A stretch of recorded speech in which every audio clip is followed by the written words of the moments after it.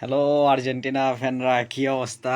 এত শ্বাসরুদ্ধকর একটি পেনাল্টির পর আর্জেন্টিনা ফ্যানদের কি অবস্থা একটু কমেন্টে জানিয়েন।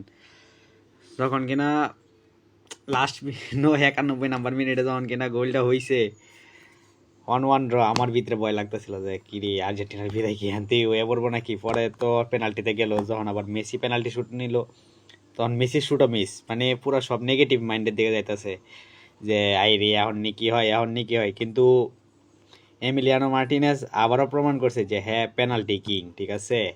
এই আর্জেন্টিনার পেনাল্টি কিং হিসাবে এমিলিয়ানো মার্টিনেজই, যে কিনা পেনাল্টি শেষ না হওয়ার আগ পর্যন্ত কোয়া যেত না যে পেনাল্টি কেটা জিততেছে, ঠিক আছে। Congratulations Argentina fan, you go to semifinal. আমাদের ব্রাজিলের ম্যাচ তো কালকে দিন পর দেখা যাক, ইংরেজি দ্বিতীয় পরীক্ষার দিন ব্রাজিলের ম্যাচ দেখতে পারবো না।